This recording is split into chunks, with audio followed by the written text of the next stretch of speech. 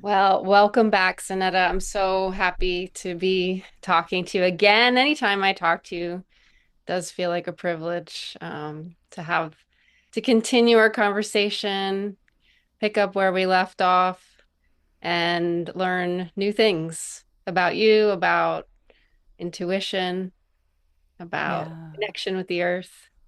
Oh, I'm so glad to be back. The last conversation was like worlds opening. For me and too. this one I'm like, wait, we get to go further. We get to talk more. So I'm really happy to be here.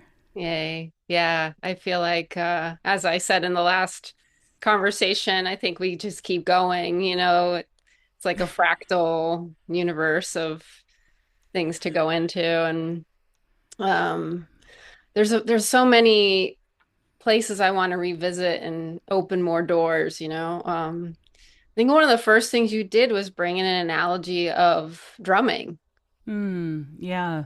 and I'd love to go deeper with the art of drumming and percussion and what it brings to your being and how it informs the way you move in the world. I mean, there's going to be a lot. I'm going to like scattershot some questions, but you can choose what feels most alive.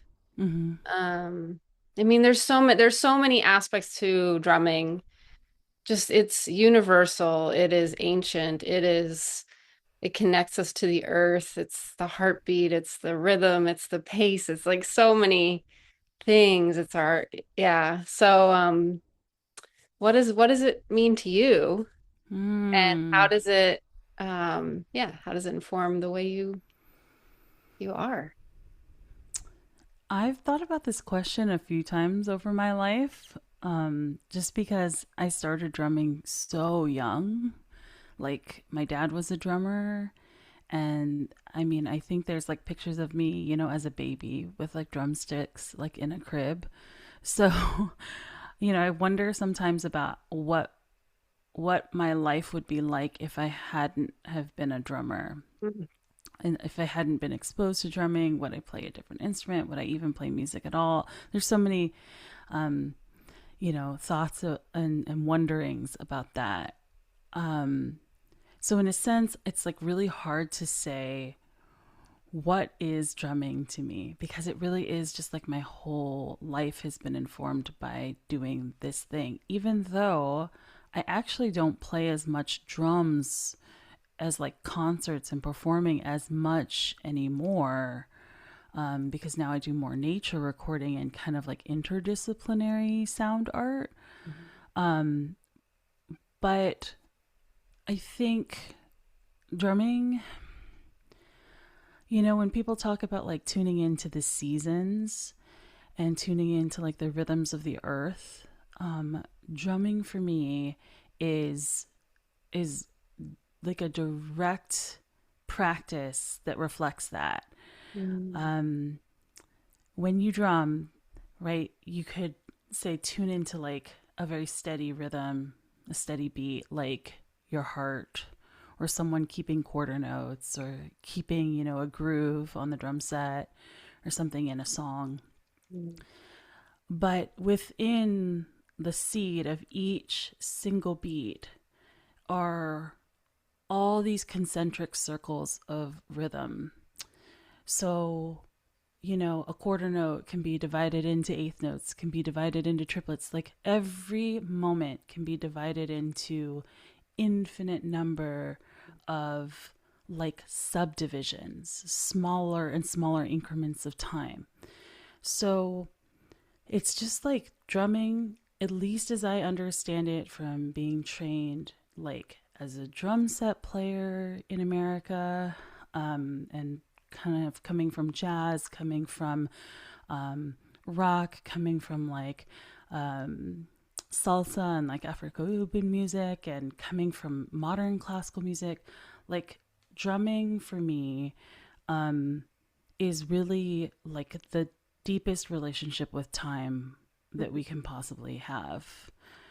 Aside from like these practices, like reflecting on our mortality or like things like that, because it really just gets into like this ever present sense of like change and how you work with change. Mm, And so, yeah, I mean, not to be too flowery about it all, but there is this sense of tuning into rhythms that are like um what you may be feeling, what others may be feeling in an ensemble or in a band, where you might want to take that rhythm and kind of go in another direction. Um, it's a very intersected art form to play drums. Like it is community. Like at the mm, heart of drumming is like community. Um, we are listening to one another, and the sense of time is a relative one. It's a co-created one, mm, where we're all coming together and being like, this is where this feels right. But at the same time, being a drummer also often means being the person who holds it down. And so there's a lot of like rootedness and deep, deep inner grounding that like every drummer who I've ever known who has been like a truly amazing drummer has a quality about them that's like so grounded. mm. Um, like they're able to just stay clear about where that sense of time is, no matter the circumstance. And that to me is like that earth body connection through and through. Thank you. That is so incredible. I can feel that in you and that sense of being really rooted and like keeping time. You have to keep time, and it feels like a responsibility, you're holding that space for everyone who you're collaborating with, and you have to keep track. Like it's very organized. Sounds very organized, very like consistent. Yeah, and it's taken a lot of practice to be able to do that in a way, Mm, but it's also like now when I'm drumming and I'm playing for people, I'm not really thinking so hard. It's not really a thought mhm, process. mhm, It's an internal sense of I guess deep rhythm, like heartbeat or something that you feel inside that's like so steady mm, that when you decide where you're going to set that tempo, like 1, 2, 3, 4, it's not going to change ever again. Like it's that kind of feeling. Yeah. And and now I don't think about it, but it's like an internal Yeah. experience. It's embodied. It's That's the become best innate. way. It makes me think of Yeah. it might makes me think of migration or something where the animals just know when it's time. They can feel it. It's like, oh, it's time. And that That's you're holding blowing my mind. that. That what you just said is blowing my mind so hard because I've had a really hard time articulating this experience, even though, my friends who are also drummers and percussionists, we we're all like, yeah, totally. And you know when someone has it or when they don't. Mm, Um, and you're right. It's like it is a wildness or an instinct, or there's something about it that's like the most fundamental thing. Um, and I do believe that everyone has it. Like, I don't believe in this idea that like we don't have rhythm or like someone is tone deaf mhm, only. Or I know that there's some scientific data around some of that, but that I think ultimately everyone can have a sense of like this grounded pace and relationship with time mm. that's steadying. Yeah, I think we get pulled out of it though, in all the external influences around us. We get, the people who don't have it grounded in them in that way, like either from when they were young or just from the like many thousands of hours of practice you've put into it. If you don't have that practice, like any anchoring practice, it's easy to get pulled in many directions out of your rhythm. And I mean, I feel like I'm just learning to come to my rhythm just in the last couple of years. And that is still, I'm learning. I'm still finding myself being pulled out of it. I'm still like navigating that. And so it feels like a really beautiful asset to have that ingrained in your, entrained in your system.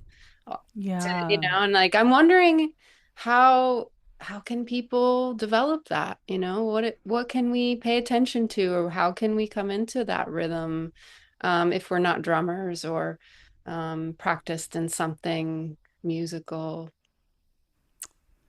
You know, they're showing me, I'm getting this vision of people raising their arms up to the sky, Mm, and I'm kind of feeling this sense of like, you know, when you call in the elements or something and you develop kind of like a relationship with each element, and mm, you take the time to let that element kind of move you and guide you. Like, I wonder what that would look like for, for someone who's like, I would love to like develop this connection with rhythm, with time, with drumming, or, my own sense of that. And then like letting the elements and like the natural world like kind of move through you and mm, guide you into that kind of authentic version of that. mhm, Because I could tell you like what I did, right? Like in my journey, like, yeah, I've had thousands of hours of playing to come to a point where like I don't think at all about what I'm doing. mhm, But that wouldn't be true for you or for someone else to go and try to replicate that path. I really think there's relational teaching that has to happen. mhm. Yeah, and well, I love the idea of the elements, and I feel like there are probably other aspects. And I mean, the elements they flow through everything. So, like, I also just remembered you talking about how during the full moon you go to the river, and the river has a rhythm, and so connecting with the rhythm of the water, which is also changes. The springtime, it's rushing, it's flowing. There's a different rhythm. In the winter, it's still maybe it's flowing underneath the ice is a different rhythm, like attuning to those the rhythms of the but they're around us all the time too, and like in even indoors there's rhythms even to our day, like we can connect that to maybe the rhythms of the elements, but also like when you wake up and when you go to sleep, and setting that rhythm is another way to like stay. Yeah. Yeah. Yeah. I mean, if we think about like moving through the world, living in the world, it is all a rhythm on some level.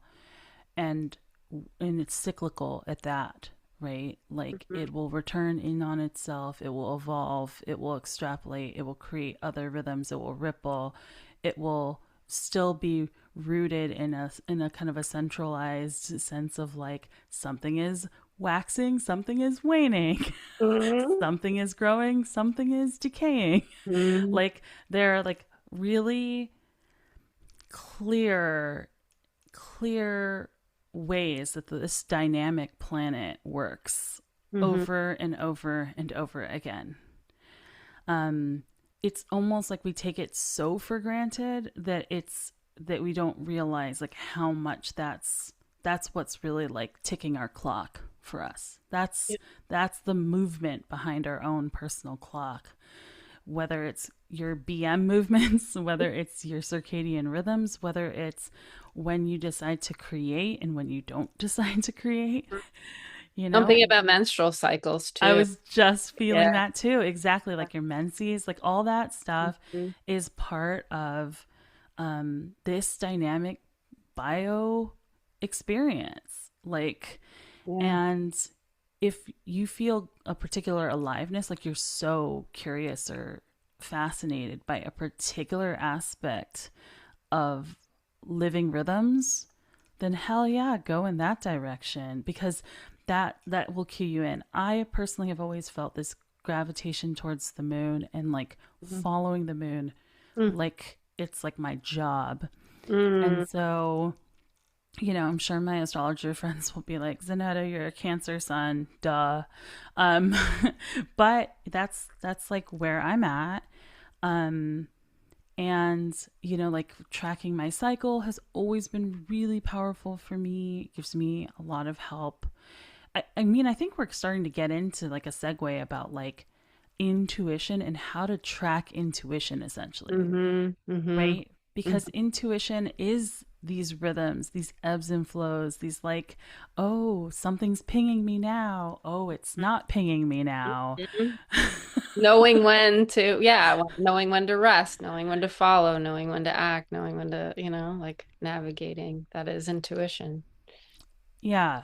And I would say that there's never a point where I feel like I've got it all figured out, but I think there are points where I'm like, oh, I think I gathered a lot of information in this area for now. And and I'm always getting challenged with more expansive Hmm. experiences, Hmm. but like I'm Yeah. pretty practiced at tracking. Yeah. Let's say that. Yeah. Yeah. Likewise, in a different, maybe slightly different way. But yeah. And I think this makes me think about edge, like knowing your edges, knowing your capacity, because, it's easy in our culture to just fill, fill, fill, fill, keep filling until we don't even notice that we're past the edge. But like you said, like, oh, I know when I've had enough. I know when this is enough. I know when to pause, let things percolate, let things seep in. Um, Yeah, it can be easy just to push past that. definitely. I Yeah. mean, I'm coming off of the tail end of a pretty like intensely edge pushing week.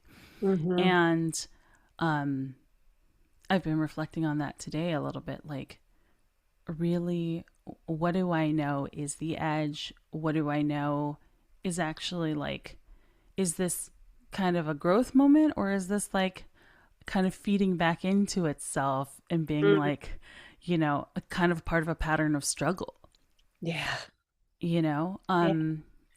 I'll just be like, huh? What were you saying? No, go ahead. Finish your thought. I want to come back to struggle. Well, just I basically had a bunch of kind of last minute grant applications that fell in my lap that were just like, okay, are we doing this? Are we not doing this? I guess we're doing this. Mm. And I made that grown up decision. Hmm. And that grown up decision involved a lot of like staying up really late or like working a lot of hours sitting or like things that I know are generally not my go-tos. They're not great for me. Yeah. Um and it was like pretty amazing. That's like the most amount of grants I think I've ever applied for in like a 4 day period. Like I think I did 3 grants in 4 days. Whoa, how is that even possible? Well, Working I around know. the clock. Yeah, it was a lot of like I didn't sit the entire time obviously and I went to bed, but it was a lot of like it was this like really big blocks of time. And I have been sitting with myself and being like, I feel like, ass basically. And I'm like, this doesn't feel great. It's cool to know that I can do that. And in a sense, it's like really powerful and empowering. Mhm. But in another sense, I'm like, that is not, I don't think that's the answer for me. Like, I don't want to continue doing that way. Yeah. And now what can I really truly take away from this experience? I'm really trying to balance like not being critical um with being informed Mm. basically. Hmm.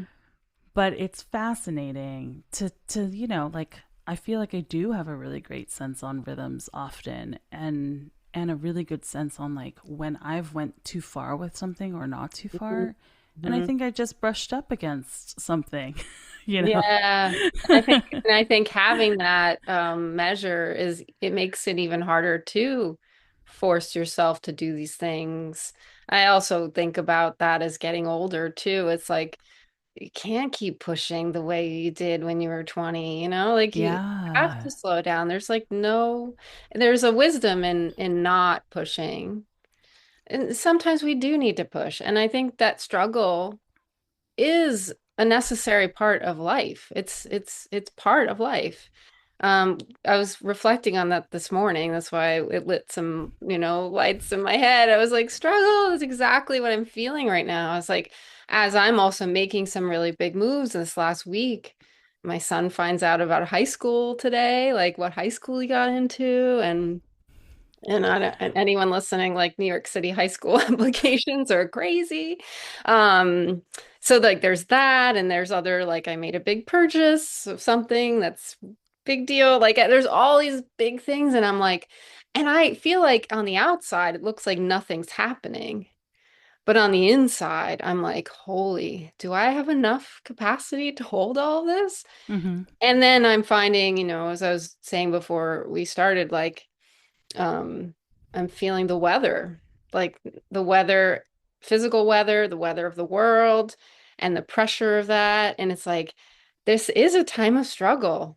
And like thinking of spring, like plants pushing up out of the earth, that is a struggle. Being Mm. born, that is a struggle for both the mother and the person birthing and the child coming out. It's like that is your first struggle to come out of this gravityless, airless, like, pocket that was like bliss, maybe. I don't know. I don't remember, but um, and then you're just thrust into the world and you're like, what the hell is this? And I think that, we repeat that, and that's another rhythm in our lives. We repeat that pattern, and it probably is Mm. seasonal, or, everybody might have a different one of how many years and the grant cycles and whatever other things that what other cycles we fall into. There are cycles of struggle, and it feels like that necessary like push is like, I don't know, there's something about that No, necessity. I really feel you on this. And that's why I like can't just like in a binary categorize like my experiences, that was terrible or this was great, or I'm so empowered or I'm so like, screwed or something. Like I'm looking at this and I'm thinking, yeah, you need that skill. Sometimes you need to know that you can go beyond what you think you can go and do. Hmm. Um, I'm really reminded of like when I was doing tarot readings for like a long time, and I thought I could only do so many in a day, and then I went and did an event and I did like a bunch more, and then over the weeks I did many, many more per day, and it was actually really very easy. Like I'm not saying it's not like effortless, but it was much easier than I had ever imagined. And I think, the edge can be an illusion too. Like, but there's only so many times that you can push your body through that or push your being through that. It's like it has to be gradual at some point, or like it has to have a period of like good rest, or like you have to Yeah. balance all Yeah. of Yeah. this. It's not just like, well, great, I know I can do that. Now let me put myself through that over and No. over and Yeah. over again. Yeah. I'm I'm also reminded of something that I just heard this mycologist talk about recently. I think she was a mycologist and an herbalist. I wish I remembered her name, but she was saying, don't take the mushrooms so that you can go into like hyper productivity again. Like they're supposed to guide you back towards like some sense of like actual balance and Mm-hmm. listening to that wisdom. Mm-hmm. Like don't use the plants or the fungi Yeah. in this way to like basically fall under the grind, fall under capitalist grind. Yeah, it seems to be one of the trends of plant medicine, or yeah, mushrooms is like, yeah, the hyper focus and the do workout and make your, hype, whatever biohacking people do to like make Biohacking. themselves superhuman, by using plants in that way. And it's like you're just gonna burn out. It's kind of a fault. That is a false, like it pushes you past the edge in a way that it's like a false capacity. Yeah, and that's not a rhythm. That's just like this line into infinity, right? Like you're there's no end Yeah, to it's that. like the There's endless, no cycle. which there is no such thing as endless progress. Like everything has to decay. Yeah. Mm. Yeah. So, yeah, I mean, coming back to drumming somehow, actually, like my partner and I, we study Imbira music, which is music that's from Zimbabwe and it's from the Shona people. And the music often, it doesn't have like a one. So it doesn't have like this, like, and here we start now. Like Mm, 1, 2, 3, 4, go. Like mm, we don't have a count off in that music, and there's no like particular end. And yes, these pieces will end, but they don't. They're so circular mm, in how we've experienced them and how they've been described by teachers. There's just like not that sense of like of here's the starting point, here's the end point. It's like this song can just like be rippling and cycling mm, forever. mm, And you can start at any point mm, in that mm. cycle. Um, so there's something really healing, I think, about, you know, really thinking of circles, Oh, thinking of cycles, I love, spirals. yes, I love concentric rings. There's so many. It's sound, it's movement, it's like capacity, it's edge, it's all these spheres of existence. I love, yeah, I sit with those a lot. Just I love them. I would love to hear that music too. I guess I want to switch gears a little bit. I want to hear some stories, because I know you have a lot of great stories about, I mean, pick your adventure. We have, connection with the land itself, connection with animals, connection with plants, places. You talked about in our first conversation, you talked about the canyon you had a connection with when you were younger. There's just, go where it feels right. Yeah. Um, well, I feel like I should maybe just go back to kind of where I feel like it really started to present itself um, very clearly, like that, you know, you would communicate with plants or animals or land and, you know, and be in that kind of process and relationship in a conscious way, Yeah. very conscious way, and intentional way. Um, so I was living in Brooklyn. Um, I lived like, you know, between Prospect Park and Greenwood Cemetery for like 15 years. Mm.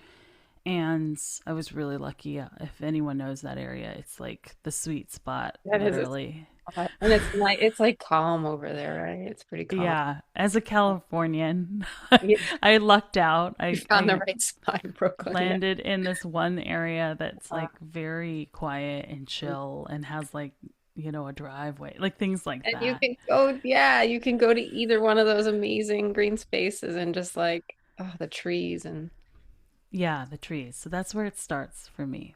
mm, Is one day, and I'm like kind of blanking on the year. I want to say it was like maybe 2016 or 2017. I can't remember. But I had a dream, and I dreamt the only thing that came through the dream was the name Freya. It said, "Remember Freya."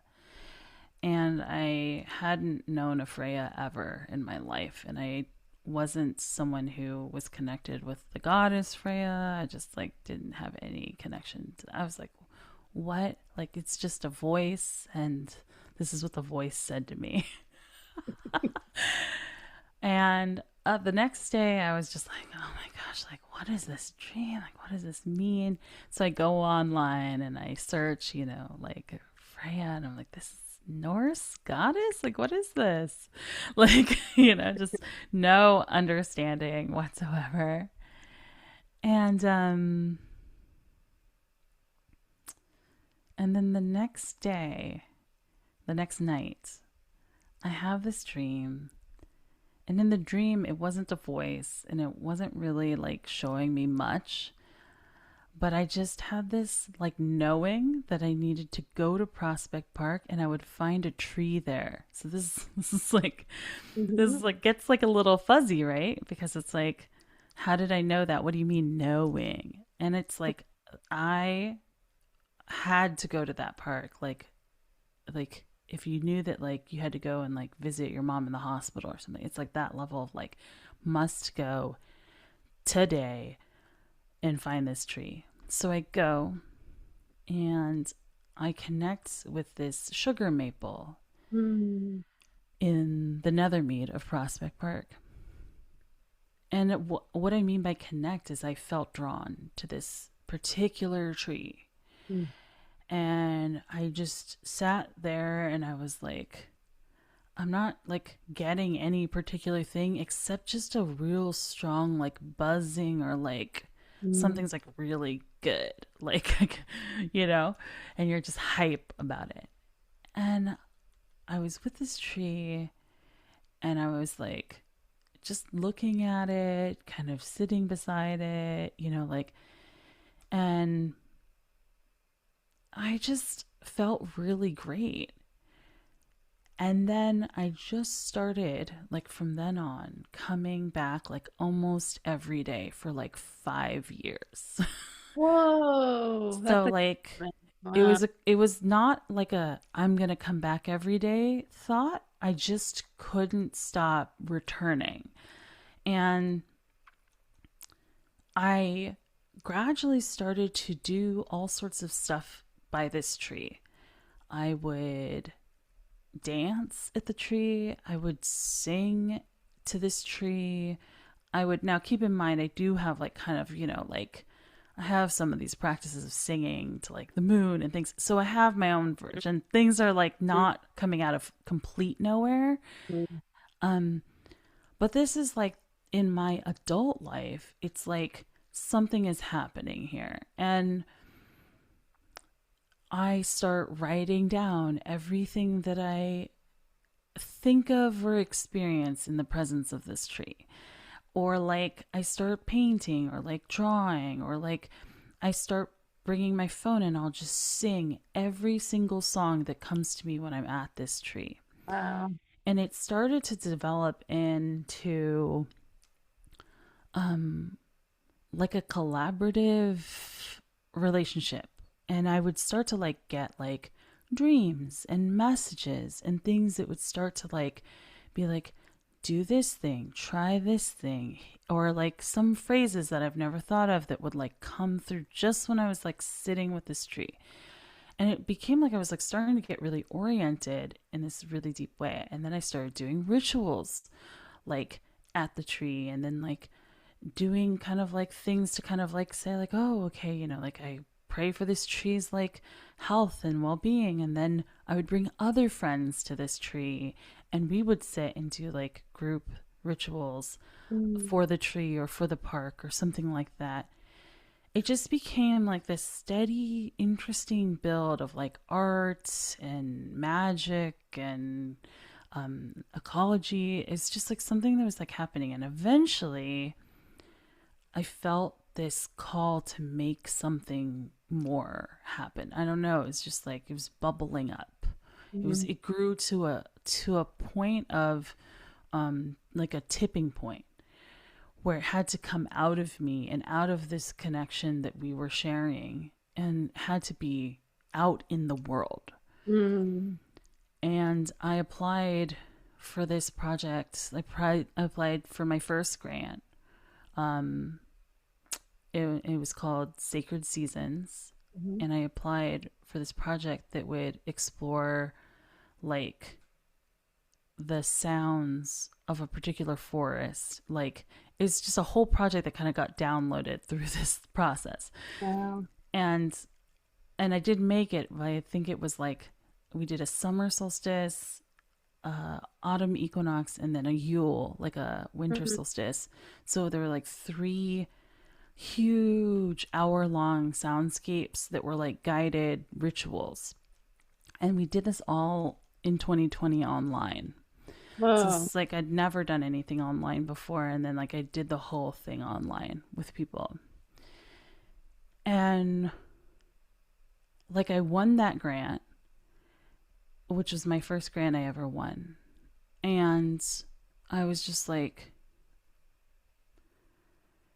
it just changed me like in like ways that I like can't explain. And I would start to, I would know like this is like I would know when there were like certain birds that would be in the park. Like I would be like, oh, I have this feeling to go here because this is where there's going to be like a hawk. Mhm. And then there would be the hawk there. And then like I would just have these like things, or like I would, you know, like be like, okay, I need to go do this thing at this tree now. and I like started to like develop this kind of almost like network of knowing and being in the park. Yeah. And um and I brought a lot of friends with me into this process. And it just like I would get a lot more psychic pieces that started to form. So, yeah, that was like the beginning of like I don't want to say the beginning of like these like relationship, but it was like the beginning of me like kind of intentionally like going there. And I actually ended up becoming like much more devotional about my connection with Freya, and I So that was explored that. the tree is Freya. Well, no, I actually think of the tree as more like a grandfather energy personally. Um like when if I had to give a relational Mm-hmm. descriptor, that's a little bit more of what I feel in the presence of that particular tree. Mm. And Freya, I ended up kind of like having a whole separate kind of like connection to that goddess and like exploring that for myself. Hmm. Um, and I kind of like over time realized more and more why that was and like Hmm. how that was related to the kinds of things I was getting into, some of my particular skills. It just kind of started to line up a little bit more that that particular goddess would be connected for me. And Wow. I'm not someone who overtly goes and talks a lot about goddess culture or Yeah. goddess Yeah. stuff Yeah. because I think it's so personal. But when I do read for people, I will often have whatever deities that are connected to them come through. So, it's like it kind of finds you if it finds you. Yeah. Yeah. I had not deities necessarily, but runes started coming to me in visions. And I didn't know anything about them, but as soon as I started researching the ones that came to me, I was like, well, yeah, it made a lot of sense. And interestingly, I started working with them after my aunt passed away, and I didn't even know she practiced runes. And she get like my dad gifted her rune set to me. She had two, one that she made on stones that she just drew on, and another set that was like more, produced. But yeah, it's that had no idea that she worked with them, and we had kind of a close we kind of have a similar like we're kind of like the oddballs of the family, you know. Yeah. But yeah, Yeah. that's I'm curious, in another conversation or some other form to know more about Freya and what, you learned in this process. But yeah, I just want to sit with that. It's a lot and it's really formative. It feels very formative, this like practice you had, and it's more than it's a relationship with the tree and with the goddess and with the invisible, and creating what sounds like a really powerful, not just for you, but for community, community building, devotional practice. And how do you find like that experience, which sounds like it was maybe about 5 years? I guess that's not that it was recent, right? That did you Yeah. finish it or did it Well, morph into something else? it was so